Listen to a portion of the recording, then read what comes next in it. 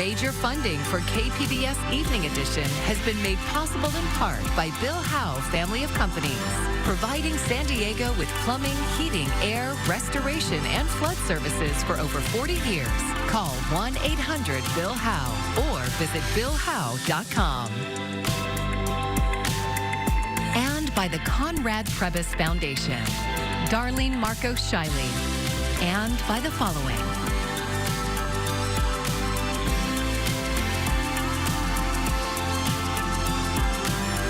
And by viewers like you. Thank you. Thank you for joining us. I'm Maya Trabulsi. We begin with breaking news of a third immigration arrest near a school in San Diego County this month. Federal immigration agents arrested a man near Parkdale Lane Elementary School in Encinitas this morning. KPBS reporter Gustavo Solis says elected officials are condemning the arrest. Let him say goodbye to his family. You're watching a video of federal agents arresting a father near Parkdale Lane Elementary School in Encinitas. School district officials say ICE agents arrested the man before school Wednesday morning. He was on his way to work. In a letter to families, the district said, "We are alarmed and disturbed by this event and its impact on children and families." The video shows ICE agents forcing the man into a truck as his wife and daughter try to say goodbye. Do what you need to do. It's okay, baby. It's okay, baby. The North County advocacy group, Alianza Comunitaria, shared a video on social media. State Senator Catherine Blakespear and Congressman Mike Levin quickly condemned the arrest. Blakespear called it inhumane, barbaric, and lawless. Levin says ICE needs to provide a full and immediate explanation. The agency did not immediately respond to questions from KPBS. Neighbors have already raised more than $17,000 to cover the family's legal and basic living expenses. This is the third immigration arrest near a school in San Diego County this month. Others happened in Chula Vista and Linda Vista. In January, President Donald Trump got rid of a Biden-era policy that protected schools, churches, and hospitals from immigration enforcement. Gustavo Solis, KPBS News. New signs in the Tijuana River Valley are warning people about the dangers of toxic gases detected there. KPBS environment reporter Tammy Morga was there as government officials unveiled them.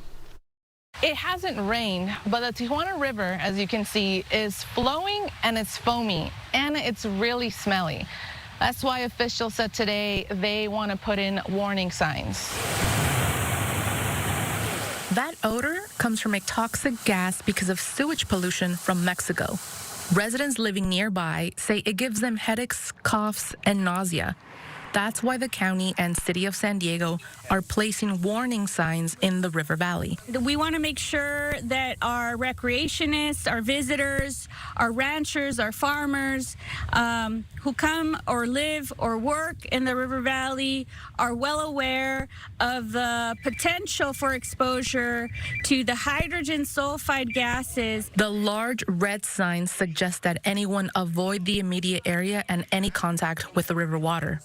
They are posted along the river at Saturn Boulevard and another at Dairy Mart Road.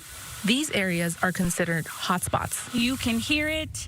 This turbulence is causing a lot of these pollutants, which include pathogens, viruses, bacteria, chemicals, and heavy metals, and obviously toxic gases. San Diego Mayor Todd Gloria says posting the signs is a small effort, but people deserve to know about these dangers so they can protect themselves and their loved ones. Mexico and the U.S. federal government recently committed to speeding up solutions to end cross-border pollution.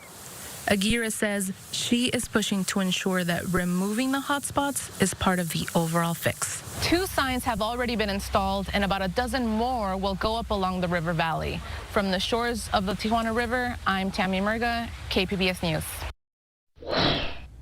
Well, temperatures continue to be the story as we look ahead to the rest of the week. Overnight tonight, dropping down into the mid-60s once again. Not as cloudy as it's been the last couple of nights, but those high temperatures, that's what we're focusing on. We'll see the peak of the heat the next couple of days, but I'll break down exactly what to expect coming up. The parents of a teenager killed while crossing the street in Encinitas are asking the city to improve street safety. As KPBS North County reporter Alexander Wynn shows us, they don't want anyone else to experience their grief. Schools are now back in session. But a memorial at the corner of Encinitas Boulevard and Village Square Drive is a painful reminder for the Chilekians. Emery would have started middle school last week. Their daughter, Emery Chilekian, was killed on April 25th while crossing this crosswalk. Walk sign is on to cross Encinitas Boulevard. By a driver allegedly running a red light. My body and my soul left separated. The Chilekians say that's an all too common occurrence in Encinitas. A bicyclist and my daughter were both killed within a quarter of a mile of one another on that strip of Encinitas Boulevard. That quarter of a mile of Encinitas Boulevard has taken more lives this year and has put us over the San Diego County annual average per 100,000 deaths. That's within the first 5 months of this year. The kids walk these streets. They deserve to walk around and feel safe. Laura Van Dusen is a friend of the Chilekians. She wants to know that her children are safe when they walk to school. It's absolutely a driving force of why I am showing up at these meetings. I have kids who in a few years will need to cross Encinitas Boulevard to get to their middle school and their high school. She and the Chilekians want the city to declare a state of emergency to tap into state funding to improve street safety. When the pedestrians start and the green light turns, there should be a delay, more of a delay added there. Speed reminders would be great. Speed reminders. The Chilekian has filed a claim against the city, but that is also what's stopping the city from declaring an emergency. Cases like this, when there's a threat of litigation, the city council won't put the item on the agenda because even a simple discussion on safety improvements could be seen as admitting that the intersection is unsafe. In a statement, the city says, to the extent that a claim has been presented to the city in connection with that incident, the city cannot comment on pending claim and threat of litigation. Filing a claim is often the first step to filing a lawsuit. The Chilekians say they are not interested in suing the city. They just don't want another family to go through what they went through. Put yourselves in our position, experience what we're experiencing. Understand that our primary objective is for the safety of our community and the children in this community. There is a city council meeting this evening, but the city is not expected to address the issue. Alexander Lin, KPBS News. San Diego is building a lot of new homes. Nearly 100,000 permits were issued in the last 6 years, but a lot of those buildings are going up right next to a freeway. Public Matters reporter Jake Gata looked into what it's like living in those homes, part of our series called In Whose Backyard? What's it like living so close to a freeway? It's exactly what you would think it is. It's all of this loud sound that we're talking over right now, and the pollution from the traffic. Jolene Miller lives in Mission Valley, right next to the 8 and 15 freeway interchange. So when you're inside your house, did you still hear the freeways outside? Absolutely. They try with their fountains. They have a lot of fountains in here, and that's lovely, and it does help drown it out a little bit. But the noise is always there. I think we've just found a way of getting used to it. There are thousands of San Diegans just like Jolene living near a freeway, and soon there will be a whole lot more of it, because 1/5 of all the permits that were issued in the past 6 years were for homes within 1,000 feet of a freeway. And it's not just the noise that's an issue. You can wipe your little table down on the patio every day, and it's gonna come out black every day. That's the pollution from all the vehicles driving past your home. Many studies have shown how bad this is for people's health. It's surprising how much, if you were 500 feet from a freeway, downwind, how much indoor pollution is causes. Chris Roberts from San Diego 350 says that cars and trucks on the road are still the largest source of pollution in the region. And people who live in close proximity to the source get the worst of it. And it's linked to bad health outcomes, respiratory disease and cardiovascular disease and overall mortality. So why are so many homes being built next to these freeways? That really hasn't come up in the discussion over the last few years that I've been on the city council, and that we have been working to add more housing. Councilmember Stephen Whitburn represents a district with a lot of freeways, and he says the priority has been building a lot of new homes. We have been adding a lot of housing in District 3, and as a result, rents are stabilizing and sometimes declining. So it's a balancing act. San Diego needs lots of new homes, and we have a lot of freeways. Like it or not, that means some of the new homes will be built nearby. Unless the city opens up the low-density neighborhoods to new construction, there's only so many places to put all these homes. In the meantime, people like Jolene Miller are looking for other options. I can't wait to leave. Jake Gata, KPBS News. For more in this series and to explore a map of all the new housing permits, go to kpbs.org/whose backyard. The city of San Diego is going to consider soon whether to pay hotel and other tourism workers a higher minimum wage of $25 per hour. In our latest Why It Matters segment, Voice of San Diego CEO Scott Lewis says that's created a new player in local politics.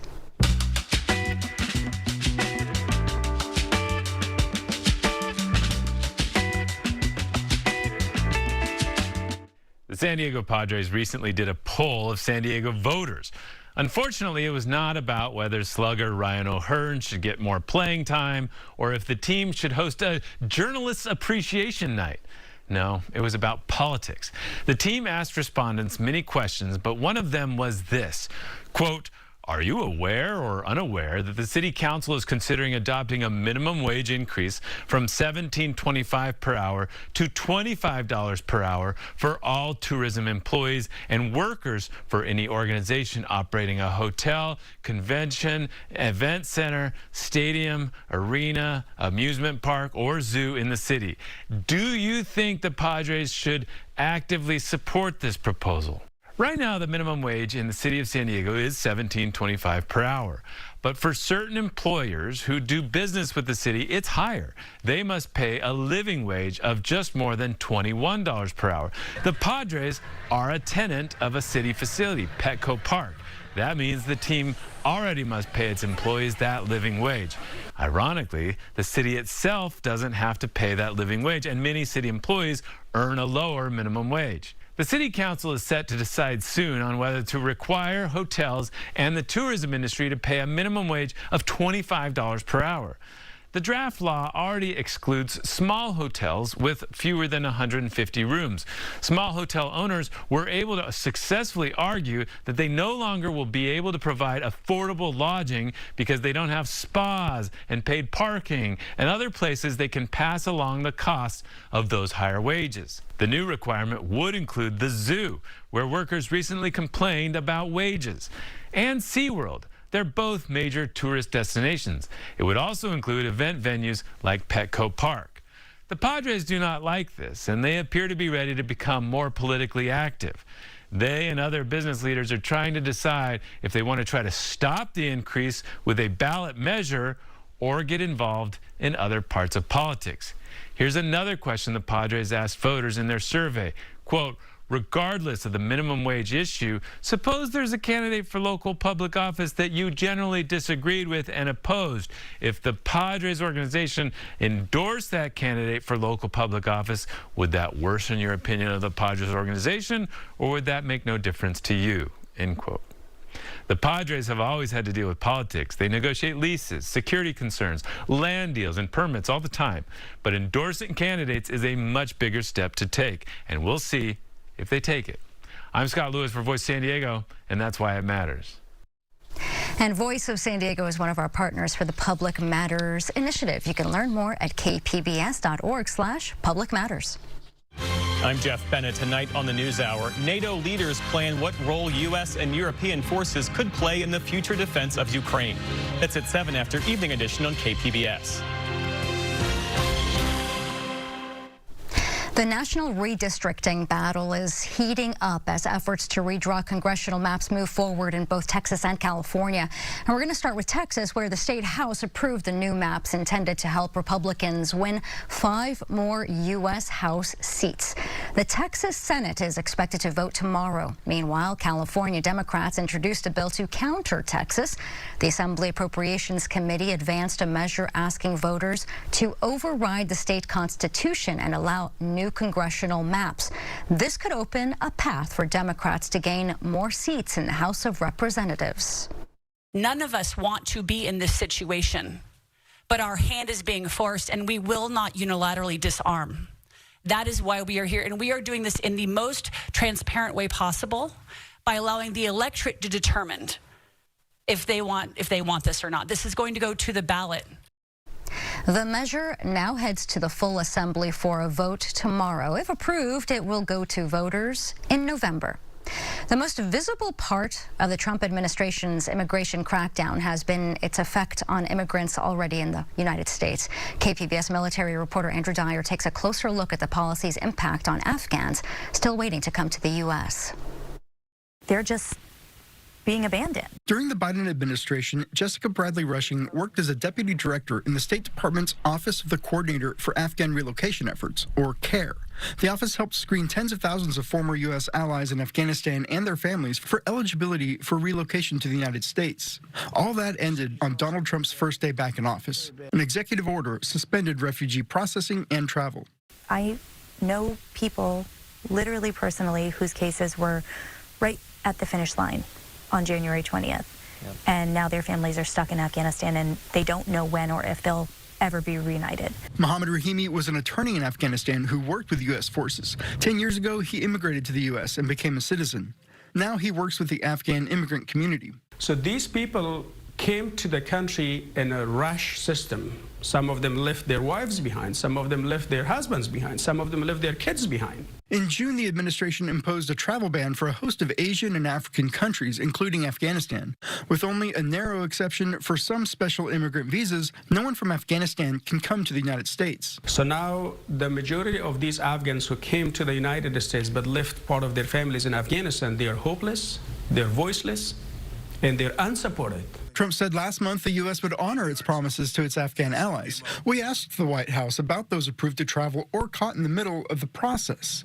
A senior official says special immigrant visa processing is ongoing, but didn't say what'll be done for tens of thousands more Afghans who should be eligible to relocate.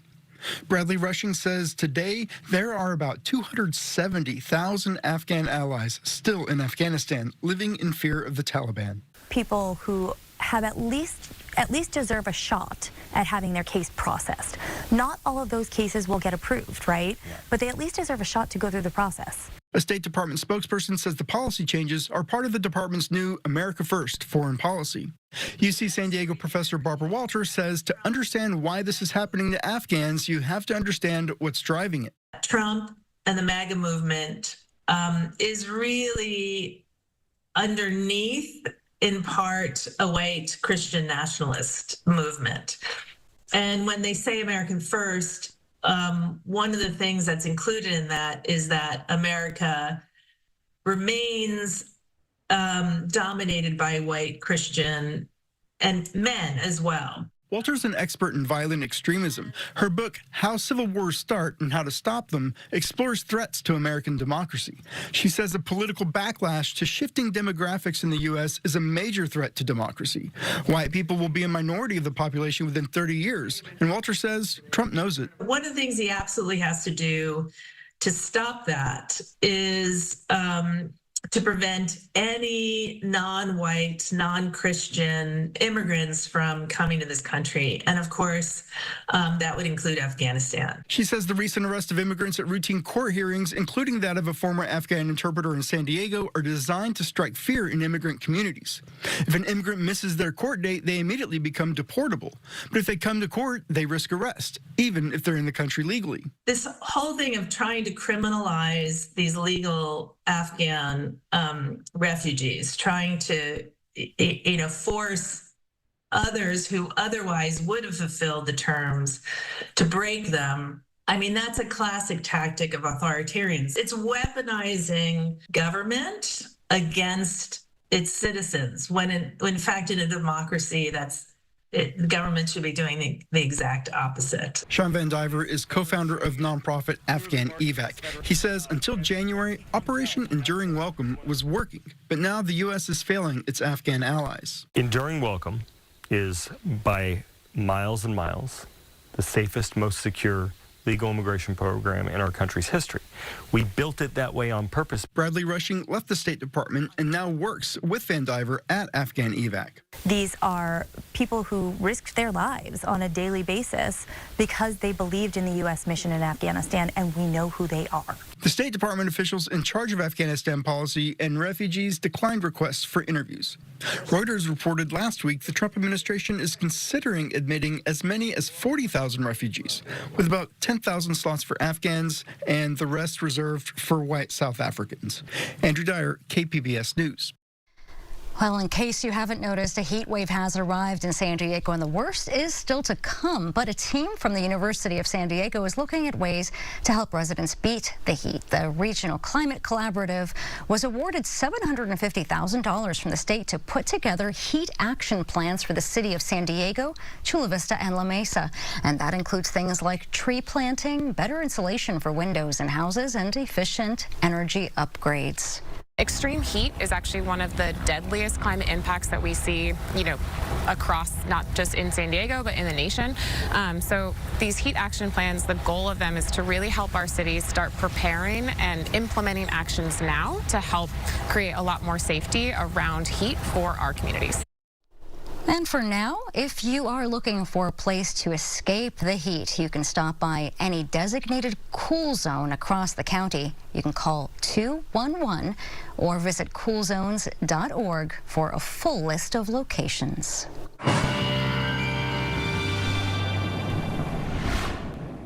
Well, we've been on a little bit of a warming trend the last couple of days. For most of us, we'll see those temperatures peak Thursday and Friday. We do have extreme heat watches and even extreme heat warnings out for some of us. The marine layer is also something that we have been watching, bringing those low clouds a little bit further inland. It's not going to be quite as bad the next couple of days, but of course, it's that time of year. It's just going to stick around with us. Overall tonight, we're dropping down into the 60s for a lot of us from Oceanside to Ramona here. Mid-60s for San Diego. Of course, a little bit warmer. Somewhere like Borrego Springs, Mount Laguna also in the mid-60s. Looking ahead to tomorrow, well, Borrego Springs, you can see why heat is a concern. We're at 112 as far as our high. Even Ramona getting to the triple digits here. Much milder as we get closer to the coast. 82 in Oceanside and 80 there in San Diego. Now, here's what I was talking about with the heat advisories out here. As we get into some of our desert regions, we do have those extreme heat warnings out as well. So something to keep in mind that you want to be taking those precautions against heat-related illness should be top of mind right now for a lot of us. Let's talk about our 5-day outlook, though. Taking a look at the coast, not too much change here, right? But we do see that drop in temperatures by the time we get to Monday, going from the 80s back down into the 70s. Further inland, we're in the 90s, and you can see Thursday, Friday, we peak with that heat at a high of 93. Then slowly but surely, we get back down to 91 by Sunday and back to the 80s by the time we get to our Monday. In the mountains, we're in the 80s for your Thursday, but then Friday, we already dropped back down to the 70s, low 70s by the time we get to Sunday. A little bit of a roller coaster, though. We're back to 78 by the time we get to Monday. Taking a look at our desert outlook here. The triple digits are not going anywhere, but it's when we get to that 110 and up threshold that it is just dangerously hot. So we stay above that threshold Thursday and Friday, then things will get a little bit better. And by Monday, we're down to 102. We're getting closer to 100. So you might notice the difference, probably from 112 to 102, but maybe not a difference from 112 to 107. Either way, though, the heat is going to get a little bit better. For KPBS News, I'm AccuWeather's Anna Azalian. Stay cool out there. Now, if you haven't listened to The Finest, you might be missing out. The KPBS podcast captures the people, the art, and movements redefining our region's cultural identity. A new episode comes out tomorrow morning, and you can find it at kpbs.org/thefinest or wherever you get your podcasts. It's been a bumpy summer for the travel industry. Economic headlines and uneasiness led many Americans to pull back. But Labor Day weekend may offer opportunities for last-minute getaways that don't break the bank. Karen Kafa has the details. Labor Day is sneaking up on a lot of Americans just because it's so early this year. It's actually next weekend, and AAA says that travelers will find lower domestic airfares and hotel rates than they did for the same weekend last year. Travel experts also advise grabbing last-minute deals because the fall could bring some changes. Labor Day weekend is next week and likely won't bring the blockbuster holiday travel of Memorial Day or July 4th. A lot of kids and families are going back to school, so there's going to be less people traveling in general. AAA says their data for the Labor Day weekend, August 28th through September 1st, shows gas prices staying steady. Average hotel rates 11% lower than in 2024, and domestic airfares 6% lower. Consumers looking for a last-minute deal won't be alone. With economic uneasiness over tariffs and a softening labor market, Katie Nastro of travel website Going says hesitant households have made last-minute booking a theme of this summer. A lot of travelers this summer sort of waited and waited to decide if they were going to actually spend on a summer trip. So what we saw over the summer is a lot of last minute or close-in bookings for summer travel. But the uncertainty has also prompted airlines to pare schedules from where they were during the post-pandemic travel boom. There has been hesitancy, and so with that, earlier in the year, airlines did actually adjust schedules. See, we're actually not seeing as we're not seeing as robust schedules as we had seen in previous years coming out of the pandemic. And fewer seats can mean higher airfares. The July Consumer Price Index showed airfares creeping up, an increase of 4% between June and July. Travel experts warn they could climb higher after a September and October low. That's because immediately after September and October comes the holiday travel rush. And some travel experts anticipate that households that waived off summer travel plans will really commit to that Thanksgiving and end of year travel. That could mean even more competition for those holiday seats. In Washington, I'm Karen Kafa. Time to take a look at what you're working on for tomorrow in the KPBS newsroom. More than 3.6 million children who were born around the start of the COVID-19 pandemic are ready to start kindergarten this year. NPR's Morning Edition talks about whether they are ready for school. And KPBS Midday Edition has the weekend preview, which includes a look at what to expect at the KPBS San Diego Book Festival. You can find tonight's stories on our website, kpbs.org. Thank you for joining us. I'm Maya Trupolsi. Enjoy your evening. Major funding for KPBS Evening Edition has been made possible in part by Bill Howe Family of Companies, providing San Diego with plumbing, heating, air, restoration, and flood services for over 40 years. Call 1-800-BILL-HOWE or visit BillHowe.com. And by the Conrad Prebys Foundation, Darlene Marco Shiley, and by the following.